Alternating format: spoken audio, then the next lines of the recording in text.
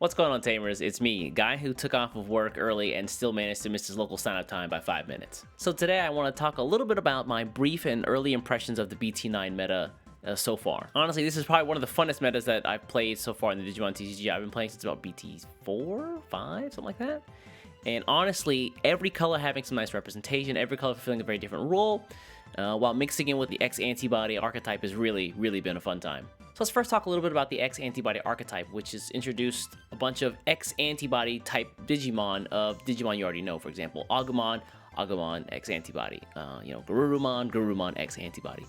So the lower level X Antibody cards for pretty much every color, with the exception of yellow. We'll get to yellow at the very end of the video, a little bit later, because they play a different game. Typically, the lower level X Antibody Digimon allow you to digivolve from a specific Digimon, for example, from Agumon for 0 cost, or from Greymon for 0 cost, like that. And all these cards facilitate free cycle, essentially, because if you digivolve for 0 cost, you still get to draw a card, which allows you to go through your deck much faster. So finding things that you need within this actual meta is actually quite easy, because you can dig through your deck quite quickly. Additionally, the higher level X Antibody Digimon give you access to really powerful effects that in some cases lets you OTK. So your game plan with the X Antibody archetype is actually quite similar across colors, with the exception of yellow.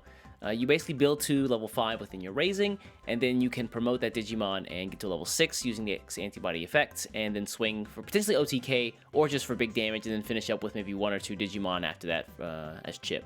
After hearing that, you're probably thinking, well, aren't you just racing your opponent then, and going first has some huge advantage in this game then? Well, security does matter quite a bit. In most cases, in a lot of decks now, you have about a 20% chance of hitting a card that's going to kill your Digimon outright. So you have to be really careful about checking into actual security, even if you had that big Digimon. So it's really important to keep your level 6 X Antibody Digimon alive when they're doing security checks.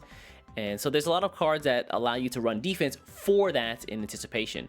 Cards like A Delicate Plan, High Speed Plug-in D from blue, Dorugreymon, which helped Alphamon see a lot of success in the early weeks of the meta, as well as like Greymon X Antibody and Garurumon X Antibody as well.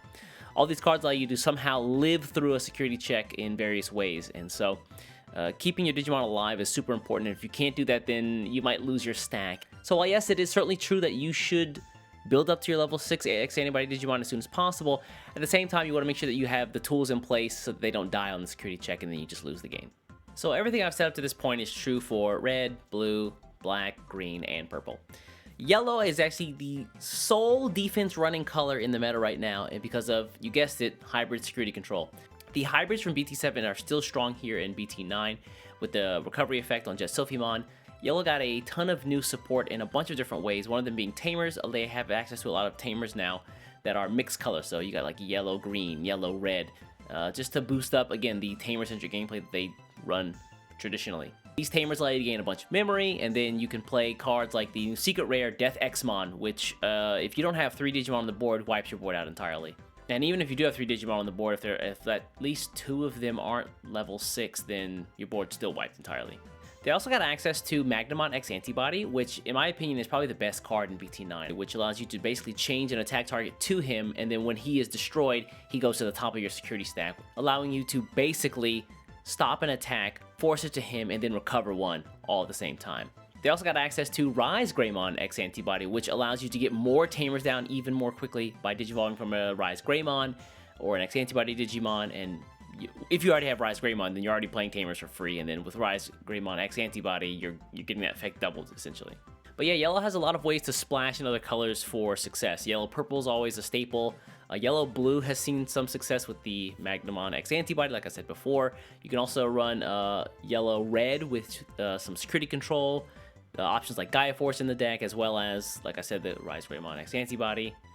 So this next piece is just an opinion, but I will say that there is some factual basis based on tournament results for what I'm about to say. But in my opinion, the 3 strongest decks in the meta right now are blue, featuring the Garurumon X Antibody, black, featuring the Alphamon line, and yellow, which features the security control. So if you had to somehow talk about the matchups around these 3 decks, then you would say that blue beats black because blue is just too fast for black to keep up.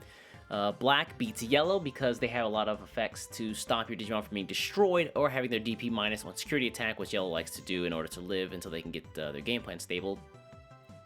And then yellow beats blue because yellow can basically destroy blue on every swing. So yeah, there you go. Somewhere in this triangle or emerging somewhere, maybe it'll make it a square later on, I don't know, is black-red. I think that red was really popular early on because it has very high OTK potential. Like, I'm talking just kill you in one turn with one Digimon solely. However, with people having cards to stop your big swings from your X Antibody Digimons, your level 6s, I think there's a case to be made for black-red, which allows you to really control the board in a lot of ways. A lot of the black cards, like the new Mega Doraemon that got released, allows you to destroy tamers, so you can keep your opponent starved for resources while you're just solely upgrading your Digimon on the board, as well as having some access to Security Attack +1s and things like Reboot and Blocker with the new Gaiomon that got released in BT9 as well. So while I will say that the black-red deck is rising, I don't know exactly where it's going to land. Maybe it fits somewhere in that nice little triangle that I talked about earlier. Maybe it doesn't, but I will say that its popularity has been increasing. I saw an increasing amount of it at locals actually today when I went by there. And some of the tournament results as of recent here in Japan have been showing off some favorable results for black and red. They trade off some of their offense for defense, but as we know, usually offense develops faster than defense, and so as we go into the later weeks of the meta here, I expect to see maybe that black-red deck rise up somewhere in the ranks. And then finally, just some cool cards that I think really went under the radar.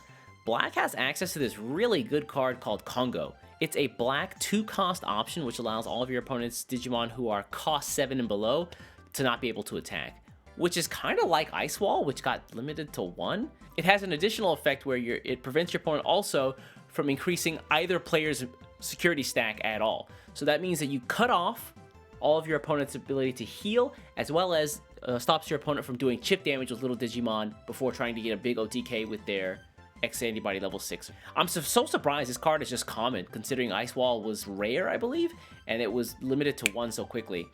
Congo seems great in that it kind of functions like an Ice Wall, just because it forces your opponent to spend memory to get over that threshold. And even then, you know, they can't do that for all their Digimon. So, yeah, like, very surprised that this common card hasn't seen more play. But I have seen it as text in some decks recently. So that's going to be it for this one. I don't want to make it too in-depth, too long, just because I think that we can do more when we talk about each deck specifically. And so I'll save those discussions for then. But yeah, let me know what you think about BT9 so far. If you are playing in the meta, what are your thoughts? What are your opinions? And let me know in the comments down below. Also, if you're looking forward to the BT9 meta, what about the meta are you looking forward to? Do you have any questions? Again, if you have them, throw them down there and I'll be answering as well.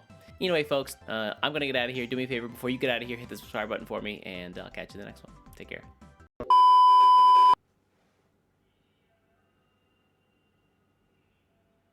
Can you hear that? There's a guy outside who goes around in a truck with a fire on the back of it, and he sells sweet potatoes. And the best way he can figure to advertise this is to blare it on some loudspeakers, which apparently is legal in Japan, letting you know that, hey, I have hot sweet potatoes.